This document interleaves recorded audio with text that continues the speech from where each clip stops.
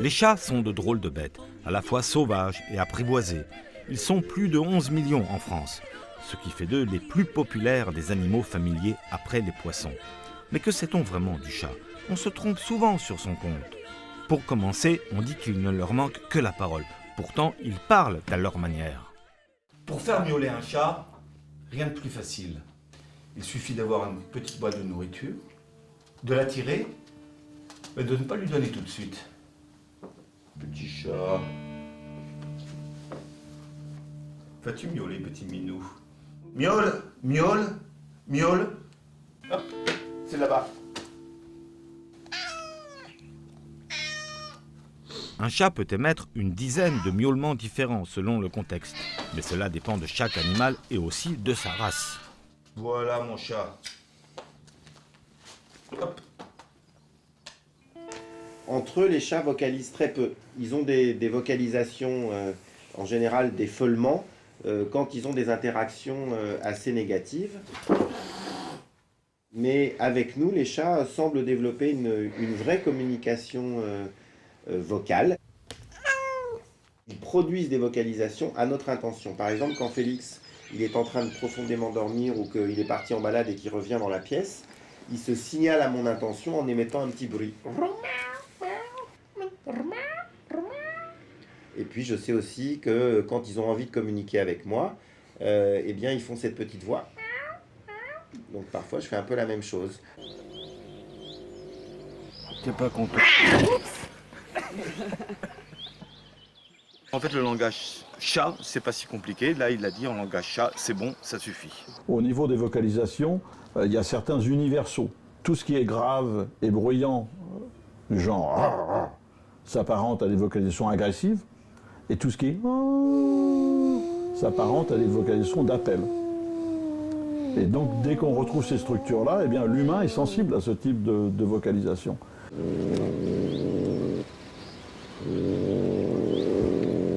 Je vais te laisser manger, allez. Et un chat qui est derrière une porte et qui manifeste une envie de rentrer va utiliser un miaulement qui sera un miaulement long et qui peut être plus ou moins modulé. Mais un miaulement au moment de la distribution de la nourriture va être très différent. Il va être beaucoup plus modulé qu'un miaulement d'appel pour ouvrir la porte. Et miaule à partir de quel âge? Dès la naissance. Premier cri, c'est comme chez les humains. Hein. Dès le cordon est coupé, dès qu'ils sont sortis, premier cri. Et puis ça monte en intensité avec l'âge. Alors on va faire un bouquet de chat comme ça.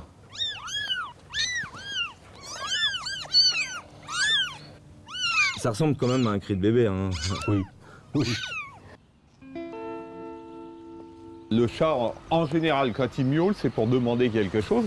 Et le bébé, c'est pareil. Et on pourrait presque pousser un peu plus loin. Des fois, on a même l'impression que c'est fait pour qu'on interréagisse tout de suite pour que ça stoppe. Alors moi, tu as raison, oui. Oh, oui. Félix, viens mon Félix. On dit toujours que les chats n'obéissent pas, c'est faux. Il faut juste savoir communiquer avec eux. Oh mon Félix, il est beau. Félix.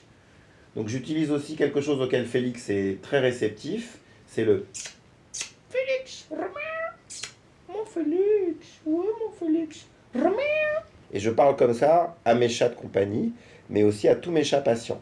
Et je me fais jamais agresser par les chats. J'ai pas de griffure sur moi, jamais.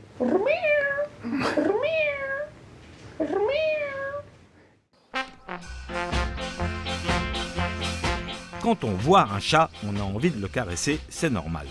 Cela peut se faire sur le menton, la tête, le dos, parfois sur le ventre et même à rebrousse-poil. Les tempes sont généralement très appréciées. En fait, il a plein de glandes sébacées tout autour des babines, tout autour du museau, tout autour des moustaches, sur toute la face interne des pavillons des oreilles.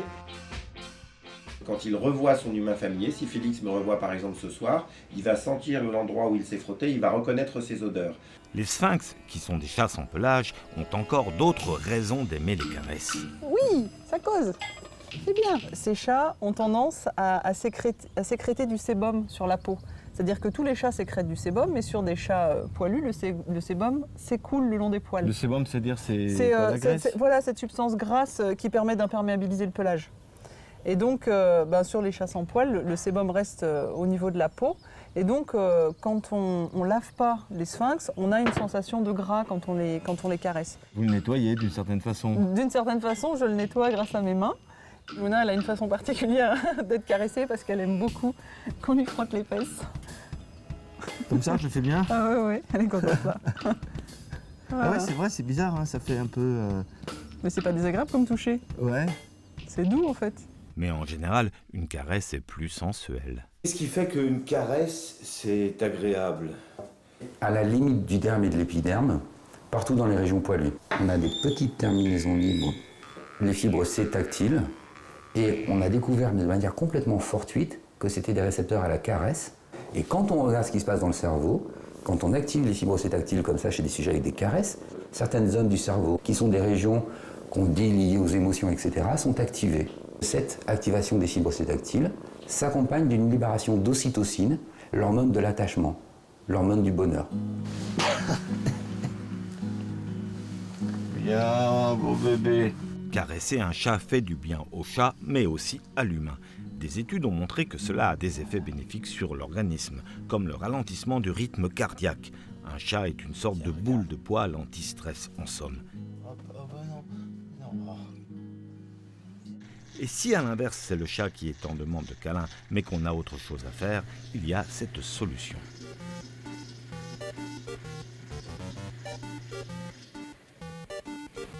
Le problème du chat, c'est qu'il ne veut pas se faire caresser tout le temps.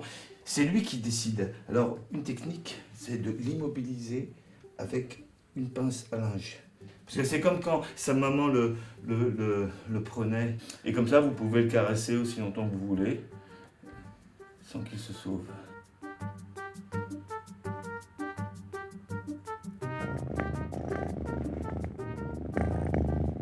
Le ronronnement est la marque de fabrique du chat.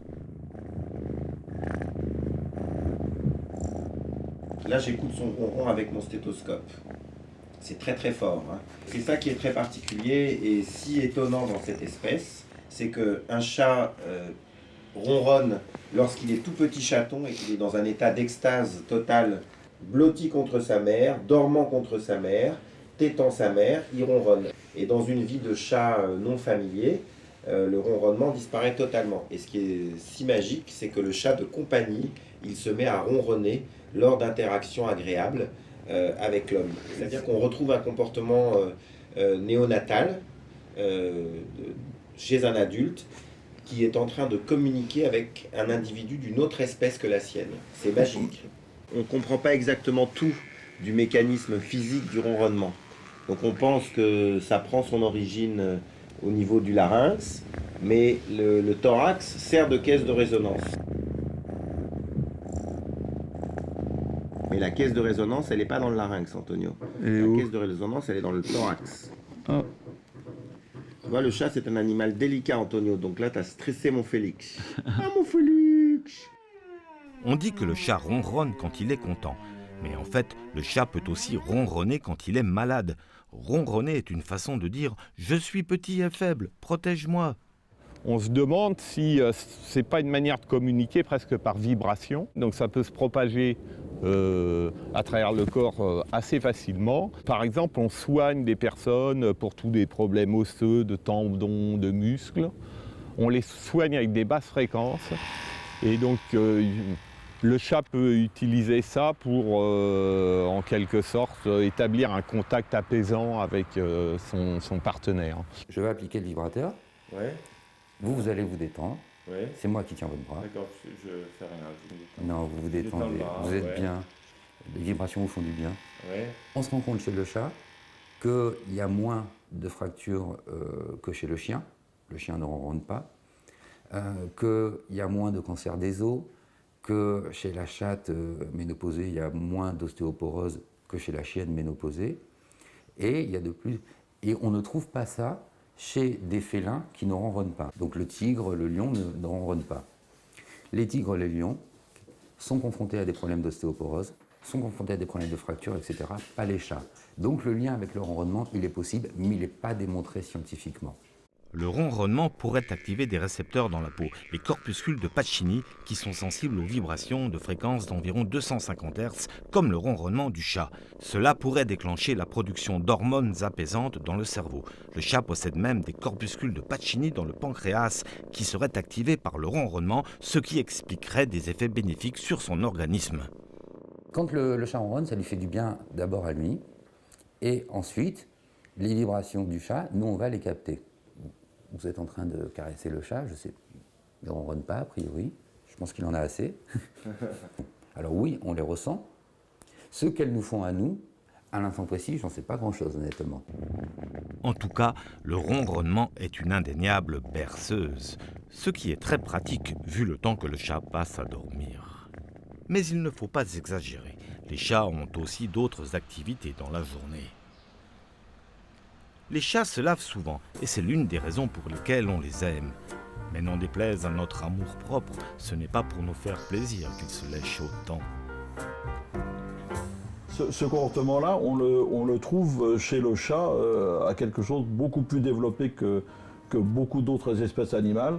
Je pense qu'il y a une particularité, c'est qu'il peut atteindre à peu près tous les endroits de son corps avec sa langue, sauf sa face, et sauf le cou. Mais autrement, il est d'une souplesse telle, et ça, on va retrouver ça dans les capacités motrices du chat en tant que prédateur, en tant qu'utilisateur des pattes antérieures. Il peut donc explorer toute sa surface corporelle.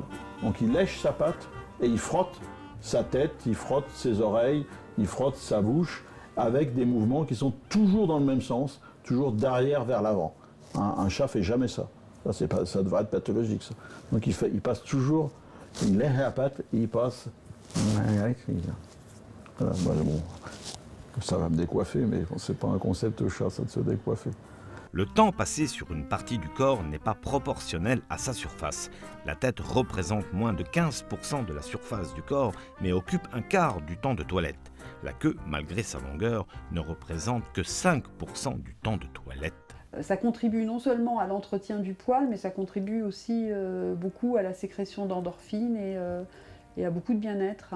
Alors, sauf quand ça atteint des proportions trop importantes, quand ils ont des parasites comme les puces, où là, ça génère vraiment un stress important et on s'en rend compte quand dans la façon dont là, par exemple, il est en train de juste un tout petit peu. Mais il ne le fait pas beaucoup, mais de temps en temps, voilà, quand ils font comme ça, comme quand on mange un maïs, si le chat se toilette que comme ça, c'est pas bon signe, il faut se préoccuper de savoir s'il n'a pas des parasites. Le léchage n'est pas le monopole des chats.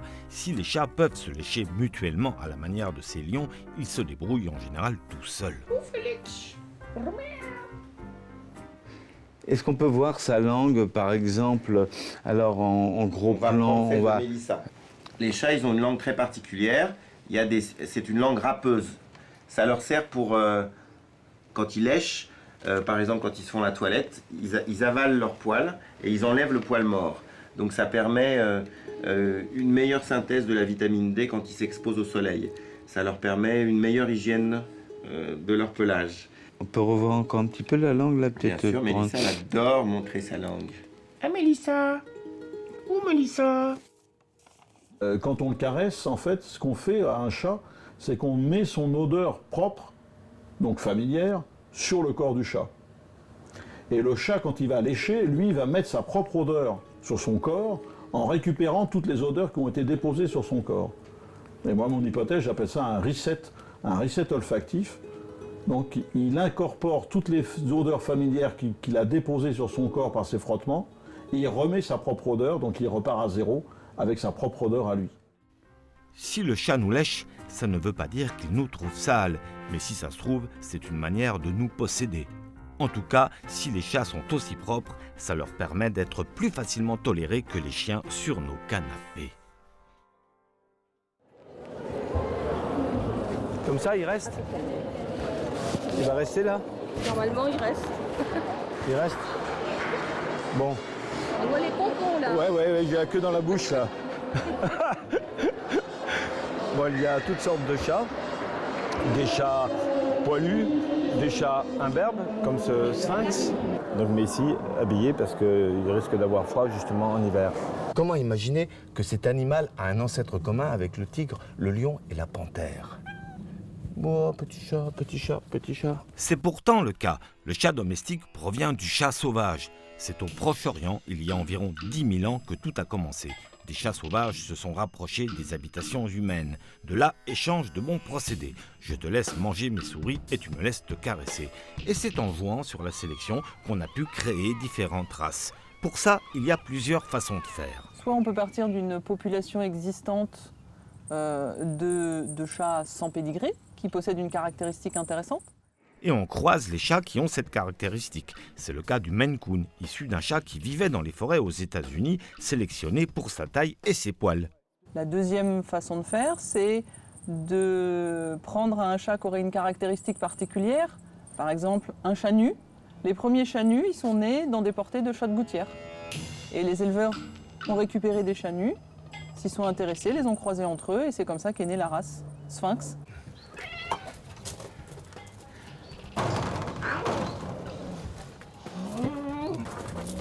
Une tendance actuelle, ce sont ces chats, les Bengales, qui ressemblent à des petites panthères.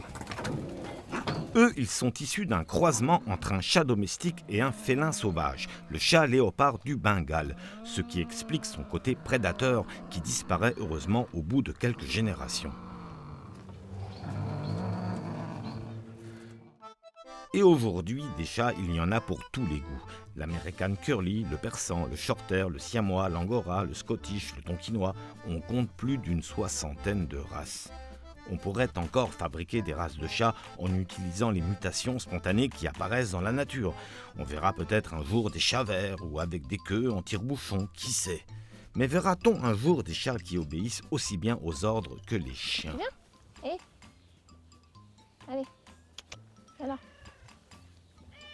Vas-y, saute. Oh non mais vraiment les chats, non mais vraiment. Allez, saute un peu. Alors essayer de sélectionner sur des caractères comportementaux, c'est extrêmement long. Donc peut-être que dans 200 ou 300 ans, on arriverait à sélectionner des chats qui aient des comportements typiques du chien, comme l'obéissance à certains ordres, mais ça va être extrêmement long. Et surtout, est-ce qu'on en a vraiment envie? Je crois que les gens n'ont pas envie d'avoir des chats qui répondent, sinon ils prennent des chiens en fait. Bref, le chat reste un petit tigre de salon. Certains disent qu'ils préfèrent les chats aux chiens parce qu'il n'y a pas de chat policier. Il est vrai qu'avec ou sans pédigré, le matou n'est pas encore prêt de porter l'uniforme. Il y a chat et chat. Même s'il y a moins de variétés dans le monde du chat que dans celui du chien, certaines races ne passent pas inaperçues. Voici par exemple l'un des plus gros chats du monde. Il n'est pas gros, il est musclé, comme Obélix. Mais alors, mais c'est quoi comme race? Donc cette race, c'est les Maine Coon, Maine comme l'État aux États-Unis, puisque c'est un chat qui est d'origine des États-Unis, il vivait dans les forêts, dans la neige, ce qui explique son gros poil, ses pattes poilues. Il fait 1,20 m de longueur. 1,20 m. C'est la hauteur d'un interrupteur électrique à peu près. Mais une race, ce n'est pas n'importe quoi. Pour qu'elle soit homologuée, elle doit répondre à des critères précis. Fourrure qui est assez longue, surtout sur le fond du chat, c'est-à-dire les parties respiratoires, les parties digestives, les parties sexuelles. Donc la queue est toujours assez longue, fournie, ce qui fait que quand le chat est assis ou se couche, la queue revient vers le devant et protège toutes ces parties-là. Seulement, le problème des races, c'est qu'en sélectionnant des critères morphologiques précis, on sélectionne aussi des maladies génétiques. Et chaque race a son lot. Vous avez les problèmes cardio-myopathie chez le Siamois, chez le Sphinx, vous avez les problèmes de hanche chez le Maine Coon à cause du poids. Et vous avez chez le Devon Rex, le chat frisé, ce qu'on appelle comme une myopathie. C'est toute la colonne vertébrale qui se déforme. Chez le Scottish Fold, c'est la queue qui se soude, qui devient très courte, parce que les os se soudent, les jointures se soudent, le chat ne peut plus marcher. Les pattes qui se dilatent, les moustaches qui font tache et la queue qui part en nœud, tous ces défauts proviennent de la sélection génétique. Ça s'appelle le standard, en fait. Les critères, c'est le standard.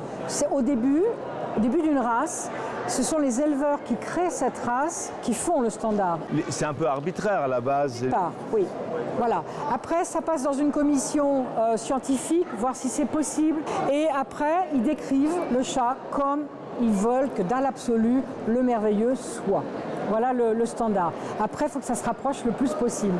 Ce qu'il faut bien comprendre, c'est que les mutations qui sont à l'origine des maladies génétiques, des maladies héréditaires, apparaissent spontanément. Ça, on n'y peut rien.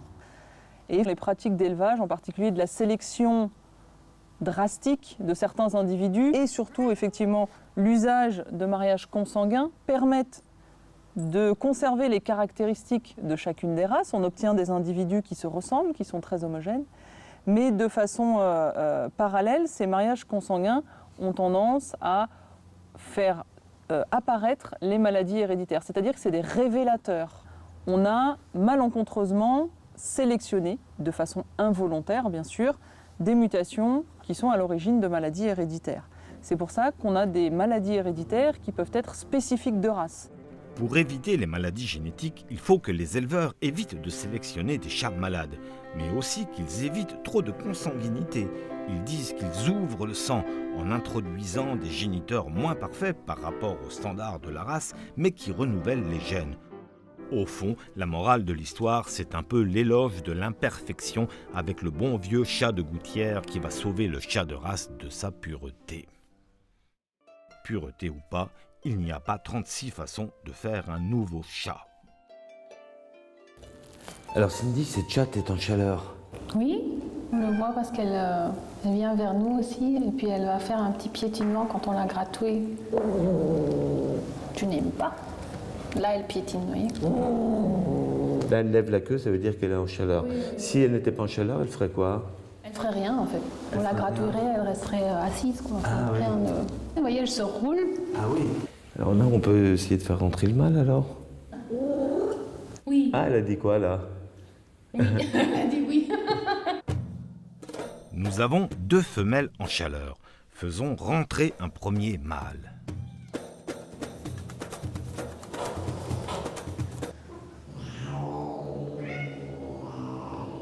Il doit utiliser un peu plus de charme. Il se prend des manteaux, là. Chaque fois qu'il s'approche trop près d'une femelle, le pauvre, il se fait cracher dessus. Essayons un deuxième mâle.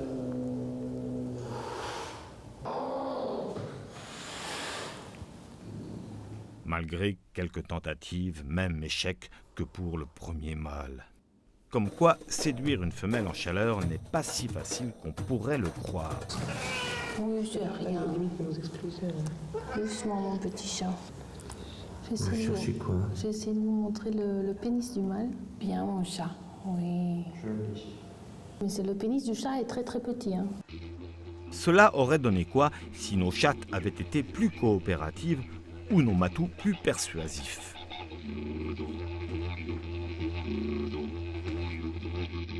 Elle va remonter les fesses et puis écarter la queue sur le côté pour pouvoir donc se préparer à la saillie. Et donc quand le mâle va se rapprocher, il va donc saisir la chatte par la peau du cou là entre les omoplates. Ouais. Donc la chatte va s'immobiliser et puis donc au moment où il va saillir, elle va avoir des râles de plus en plus marqués. Là on l'entend bien. Et ça va être de plus en plus... ça va monter comme ça en son. Et puis au moment de l'éjaculation, donc la chatte progressivement va... Les chats ont une particularité, l'ovulation de la femelle est déclenchée par l'accouplement. Le pénis du chat a des petites épines qu'on appelle des spicules. Cela fait mal à la femelle pendant l'acte sexuel, mais cela déclenche de manière réflexe la sécrétion d'une hormone qui contribue à l'ovulation. Une seule copulation ne suffit pas, il en faut plusieurs pour que le seuil de cette hormone soit suffisamment élevé afin que la chatte puisse être fécondée. Et hop, au bout d'un moment, elle va râler très fort comme ça. L'éjaculation a lieu et le mâle se sauve tout de suite parce qu'il y a donc la réaction post-coïtale où la chatte va, d'une part, des fois taper le mâle. Elle va aussi se mettre à se lécher, elle se roule sur le sol. Donc vraiment, elle fait sa petite femelle. Elle aime ça quand Oui, oui. non, Elle est bien parce qu'en fait, on voit très bien, ses pupilles ne sont pas dilatées, elle n'est pas du tout ébouriffée. Puis elle se laisse manipuler, hein, donc ça va plutôt bien. Faites-nous le dernier cri de la chatte en chaleur que vous avez fait tout à l'heure là. Elle m'écoute.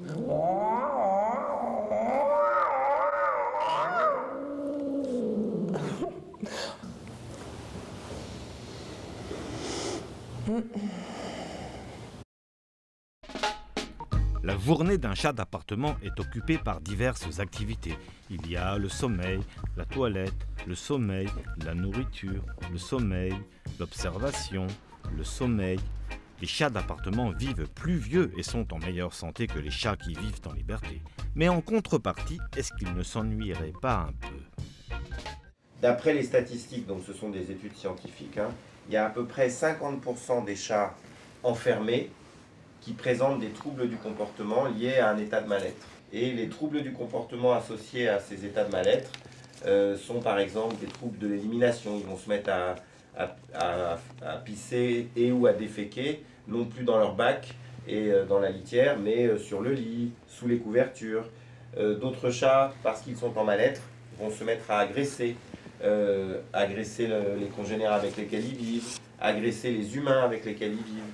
D'autres chats, parce qu'ils sont en mal-être, vont hypertrophier leurs activités de toilettage. Et on va voir des zones qui sont tellement léchées que tous les poils sont arrachés et on voit des zones où la peau apparaît. Et puis il y a des chats qui sont vraiment en état de mal-être important. Et ces chats-là, on peut même considérer qu'ils font de véritables dépressions. Ils deviennent soit ultra agités, ultra agressifs, soit ultra prostrés et ultra passifs. Ça arrive.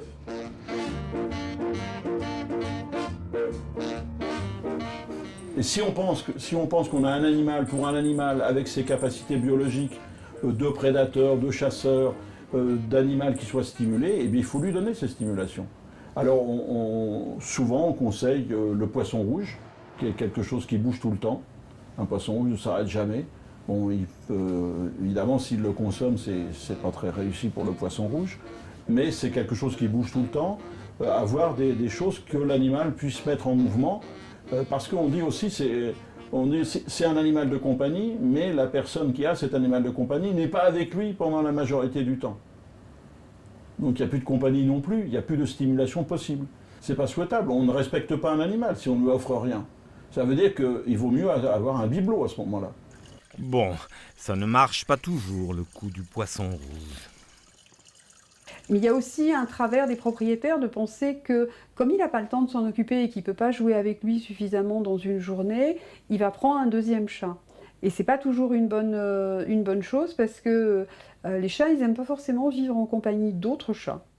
Et surtout en appartement.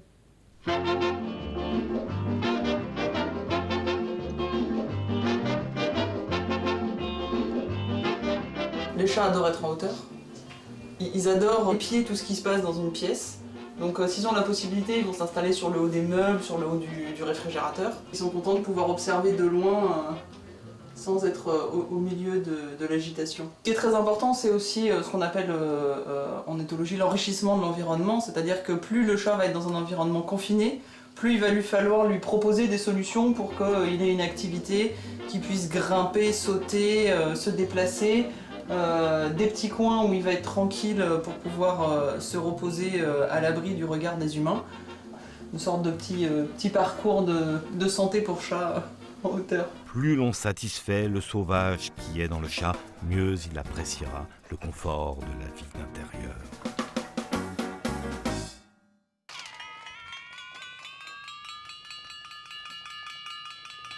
Les chats ont un sacré avantage sur les chiens, c'est qu'on n'a pas besoin de les sortir. Mais d'où les chats tiennent-ils cette propreté si caractéristique de leur espèce ? Ils apprennent très rapidement, en même pas 3 jours, avec la mère, en voyant la mère le faire. Mais quand vous avez un chaton orphelin, c'est quand même relativement facile de les déposer dans le bac à litière, d'activer le comportement de grattage avec les pattes en leur montrant. Et ça va vite d'apprendre la propreté, même s'ils n'ont pas le modèle fondamental qui est la mère en train de faire. C'est pas recouvert là. C'est pas recouvert là. Alors le recouvrement des selles, il n'est pas systématique du tout chez le chat. Il y en a qui le font, il y en a qui le font pas. Et puis il y a des chats qui grattent longuement. Pourquoi? Parce qu'il y a des propriétaires qui mettent beaucoup trop épais de litière dans le bac. Et ce qu'ils veulent, c'est comme nous à la piscine quand on ne sait pas nager, toucher le sol. Donc ils grattent jusqu'à temps qu'ils touchent le fond du bac. Et ça peut prendre un certain temps. À part simplifier la vie des propriétaires de chats, quelle est donc l'utilité pour un animal d'enterrer ses besoins? C'est vachement bien recouvert, hein. C'est probable que ça donne un avantage écologique ou un avantage sélectif, mais il n'y a que des hypothèses, il n'y a pas de travail définitif qui vous expliquerait pourquoi certaines espèces font ça et d'autres pas. Il y en a qui enterrent et il y en a d'autres non. Mais dans la majeure partie, ils enterrent. Ça, c'est intéressant. Alors, on parlait de dominance, voilà. Et ce que nous, on a observé avec des approches, avec des protocoles comportementaux, ceux qui sont en haut, qui dominent, n'enterrent pas. Et les autres, ils enterrent. Voilà. Et ça, c'est drôlement intéressant parce que ça montre, voilà, c'est la carte d'identité du chat. Et il y a tout le profil hormonal et tous les autres savent, bon... Ils savent qu'il ne faut pas venir trop sur son terrain. C'est ça, ça montre un petit peu ça. Voilà, c'est ça. Il fait à découvert, si on peut dire. Voilà, ils marquent. En appartement, en fait, s'ils sont seuls, ils ne peuvent pas se mesurer à d'autres congénères. Mais les quelques rares observations, ils ont tendance à enterrer. Moi, le mien n'enterre pas. Ah, il n'enterre pas? Non. Alors peut-être. Mais le mien est un gros macho, donc il n'enterre pas. D'accord. Les chats sont-ils gênés d'être observés ou n'est-ce qu'une impression? Autrement dit, sont-ils pudiques? Considérer qu'un chat va présenter de la pudeur vis-à-vis de certains de ses comportements, c'est peut-être faire un peu trop d'anthropomorphisme. Ce qui est sûr, c'est que le chat a besoin, dans un cycle de 24 heures, il a besoin de passer des moments où il est très tranquille et où il va rechercher l'isolement. Et c'est vrai que certains chats aiment être, entre guillemets, tranquilles lorsqu'ils sont sur le trône. Il y a surtout un besoin d'intimité quand le chat va dans son bac à litière parce qu'il est totalement vulnérable. Il est à la merci des autres chats ou des humains qui peuvent passer à ce moment-là. Les gens comprennent très bien quand on leur explique qu'on ne mettrait pas nos WC au milieu de la cuisine, donc c'est la même chose pour les chats. Il y a 3 aires qui sont importantes pour le chat, l'aire d'élimination, l'aire de repos et l'aire d'alimentation, et les 3 ne peuvent pas être côte-côte. Le summum de la propreté féline, ce sont les chats qui vont dans les toilettes humaines.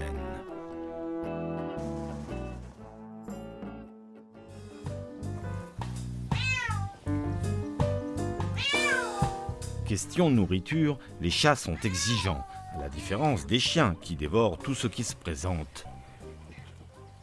Le chien est un omnivore, comme l'homme, il peut manger de tout.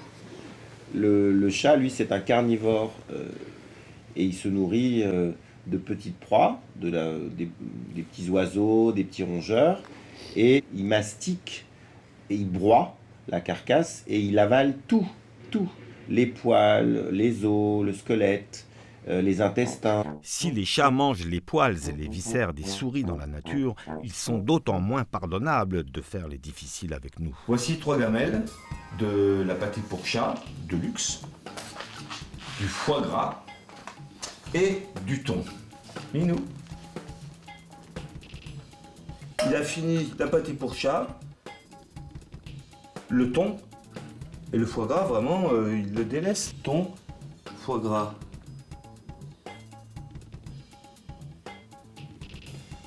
Thon, foie gras. Visiblement, les chats préfèrent le thon au foie gras, alors que ce foie gras est succulent. Les chatons ont des préférences alimentaires très jeunes, très vite, qui s'apparentent beaucoup à la nature du régime alimentaire de leur mère. Pour les fabricants de nourriture, c'est l'aubaine, puisqu'en alimentant la maman, on conditionne aussi les jeunes. Il y a des chats qui, toute leur vie, vont manger la même chose et qu'on peut pas changer, qui sont très casaniers. Dans l'ensemble, les chats, ils sont casaniers quand même. Et à contrario, il y a des chats qui aiment bien changer très régulièrement. C'est aussi pour ça qu'il y a beaucoup de variétés il y a beaucoup plus de variétés dans les aliments chats que dans les aliments chiens, oui. Il faut le nourrir si possible avec une alimentation, un régime alimentaire varié et diversifié. On sait aujourd'hui qu'il ne faut pas donner que des croquettes. Ça peut être très mauvais sur le long terme, ça peut être très mauvais pour les reins du chat. Donc il faut le nourrir aussi avec des aliments non déshydratés. D'un côté de la pâté pour chat haut de gamme, de l'autre du pâté pour humain premier prix. Ah bah tout d'un coup elle marche. Le premier est un peu meilleur. Le premier c'était du pâté humain. D'accord. Franchement, tout m'a paru plutôt bon. J'aurais pu tout manger, hein. Deuxième, je pense. La deuxième. Je trouve qu'au niveau du goût, ça se ressemble énormément, c'est très très proche, mais effectivement la différence pour moi c'est le côté gélatineux du pâté pour chat. Nos chats de compagnie, ils sont bien gras parce qu'ils sont sédentaires, parce qu'ils sont stérilisés et que leur métabolisme est très altéré par la stérilisation. Et ils sont bien gras aussi parce qu'on leur donne beaucoup à manger. Sur la planète, il y a probablement près d'1 milliard d'individus qui sont en surpoids. Nos chats de compagnie nous ressemblent. Ils mangent trop, ils mangent des aliments qui sont trop denses sur le plan calorique. Et en plus, ils ne connaissent pas la salle de sport pour dépenser les calories ingurgitées. Mais tous les chats ne sont pas aussi peinards. Je vais arriver dans une société de chats.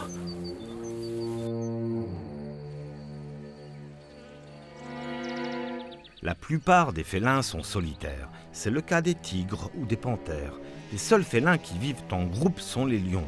Les chats sont plus compliqués. Ils préfèrent généralement vivre seuls, mais peuvent supporter les autres dans certains cas. Dans ce refuge, ils n'ont pas le choix. Mais comment est organisée leur société? Y a-t-il des chefs, une hiérarchie, des dominants, des dominés? Qui commande?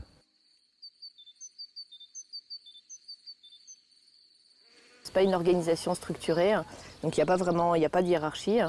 C'est en général pour la nourriture, les premiers arrivés sont les premiers servis. Certaines fois, il y a un ordre, pour le nourrissage, mais c'est pas toujours obligatoire.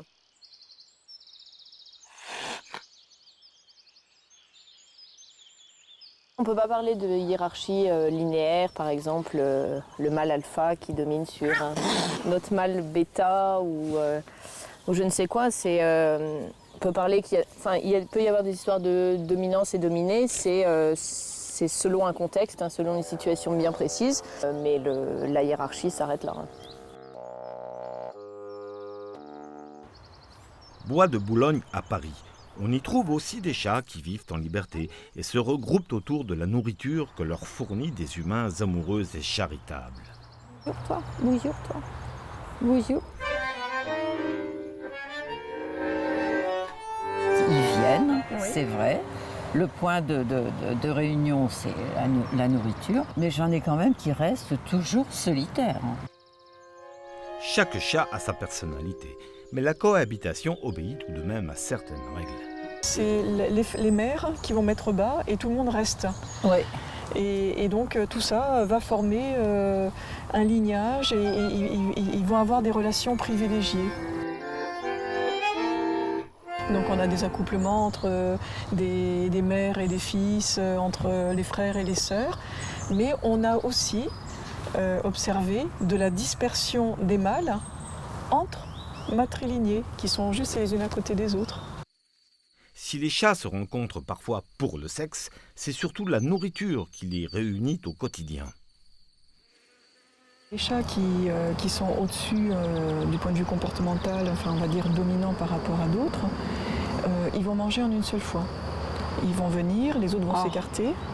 Et puis d'autres vont manger très fragmentés. Est-ce que vous avez observé ça? Oui, absolument. La notion de dominance chez le chat est assez complexe.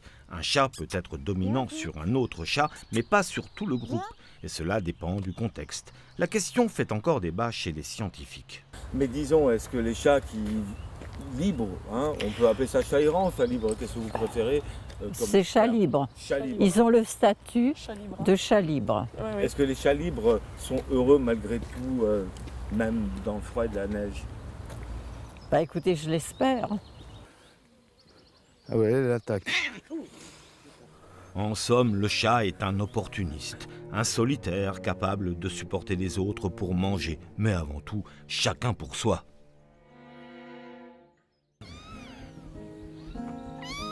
On voit petit chat. Ces chatons ont tous la même mère et le même environnement, mais comme nous, ils ont chacun leur tempérament. Voici un chat. Test numéro 1, réaction au jeu.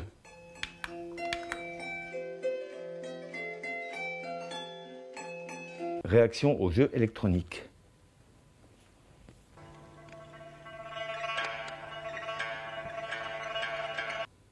Réaction au jeu avec un petit chat craintif.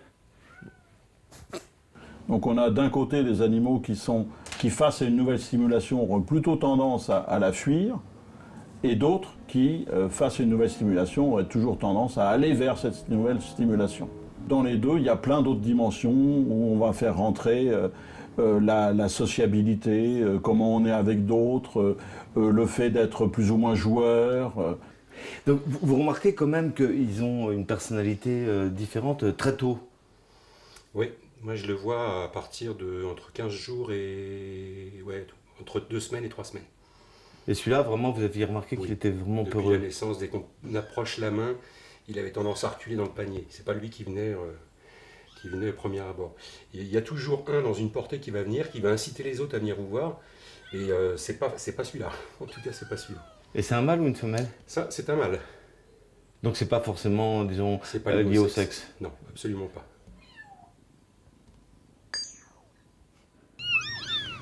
Et après, le comportement est figé ou est-ce qu'il peut évoluer au cours du temps? Un chaton peureux, à la naissance, le sera toute sa vie? Non. Moi, j'ai vu des chatons qui ont complètement évolué. C'est-à-dire que quand ils sont en portée, effectivement, quand vous regardez sur une portée, il y a toujours un qui est plus ou moins dominant. Donc, ça va être le plus expiègle, etc. Une fois qu'ils sont partis, donc qu'ils sont chez leur nouveau propriétaire, ils sont tout seuls. Là, le comportement peut complètement être modifié. Et le chaton s'affirme. Le fait de manipuler des chats lorsqu'ils sont très jeunes ne constitue en rien une garantie pour, entre guillemets, leur familiarité future lorsqu'ils seront adultes. Un chat qui n'a jamais été manipulé par l'homme peut aussi, lui, tout d'un coup, choisir de s'approcher des humains et se révéler extrêmement câlin. J'ai soigné des centaines de chats sauvages non stérilisés, donc, qui étaient extrêmement dociles et qui cherchaient mes caresses. Il y a des choses qui sont assez étonnantes, des relations entre la couleur et le comportement. Un chat orange, typiquement, de mon point de vue, ou une chatte tricolore avec de l'orange, pas trop orange, noire et blanche, de mon point de vue, est plus agressive. Absolument. Wow. Tout à fait juste. Bon, je vais faire un petit commentaire. Donc, on voit qu'à 15 jours, les petits chats ne sont pas encore très réactifs aux œufs. Petit chat. Finalement, il est assez rassurant de voir que chez les chats, comme chez les humains, rien n'est jamais figé pour la vie.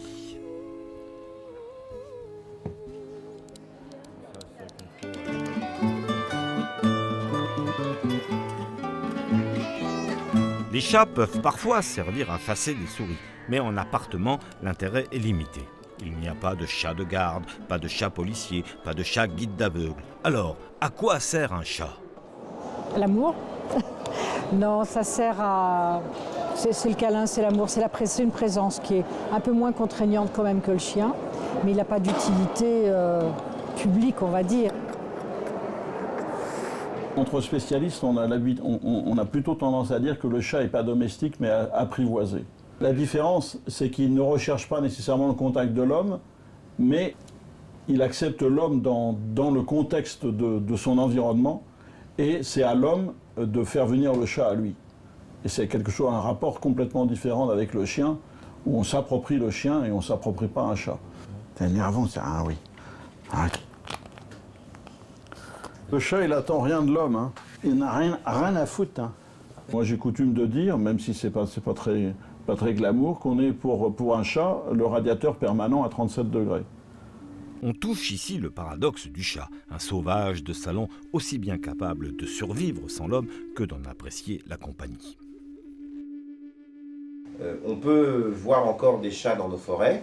Leurs parents, leurs géniteurs sont des animaux sont des individus qui ne se laissent pas approcher par l'homme, qui ont peur de l'homme, qui fuient l'homme, mais qui peuvent chercher de la nourriture dans la proximité des habitations des humains.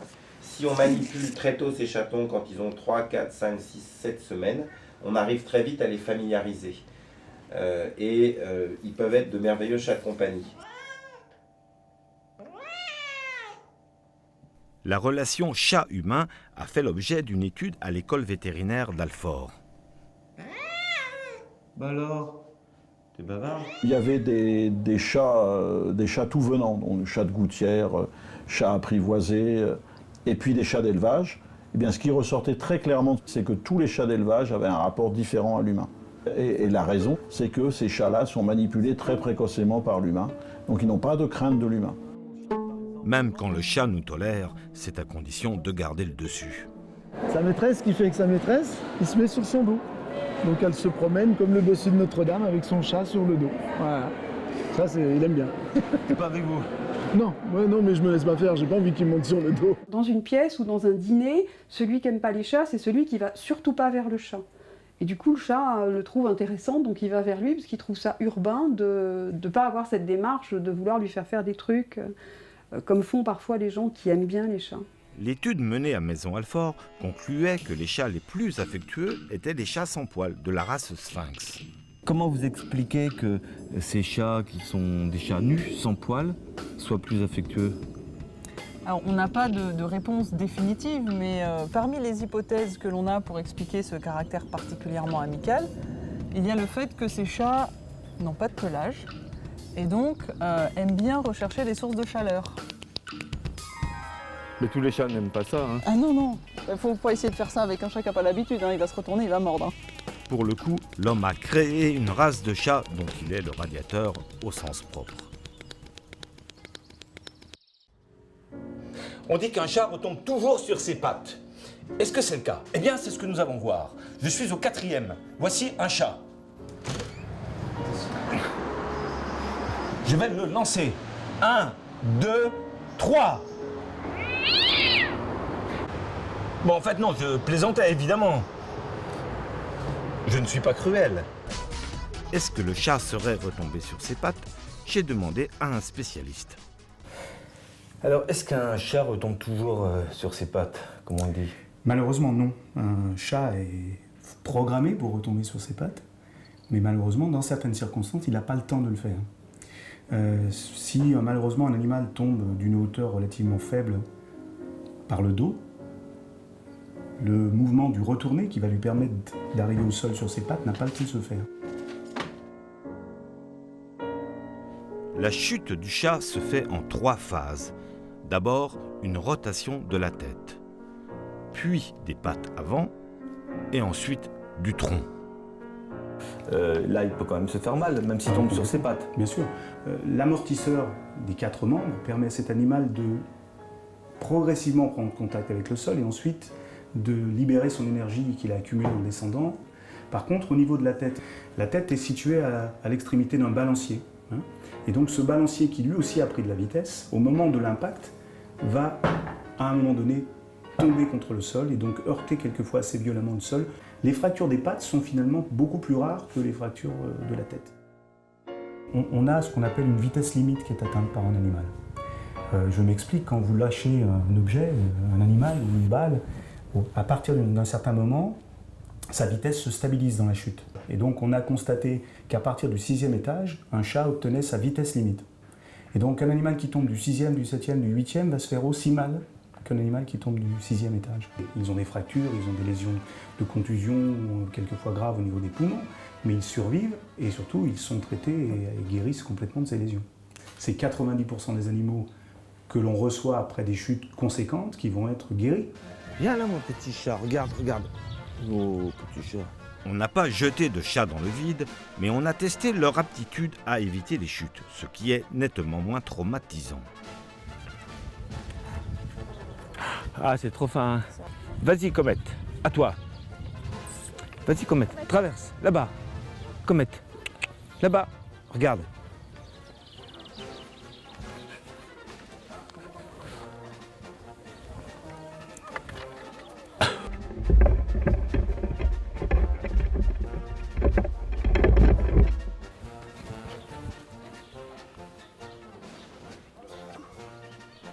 Ce sens de l'équilibre, le chat le doit beaucoup à sa queue. C'est un bon parachutiste, mais avant tout un bon funambule. Ouais, bravo. Admirez la façon dont il utilise sa queue comme un balancier à la manière d'un funambule et sa perche. Moralité, mieux vaut savoir utiliser sa queue que d'avoir à retomber sur ses pattes. D'ailleurs, en grec ancien, le chat était nommé Elouros, ce qui veut dire animal qui remue la queue. Et aujourd'hui, on appelle les amateurs de chats des élurophiles. Mais il serait injuste de réduire le chat à sa queue. Comme on vient de le voir, ce n'est que l'une de ses nombreuses ressources.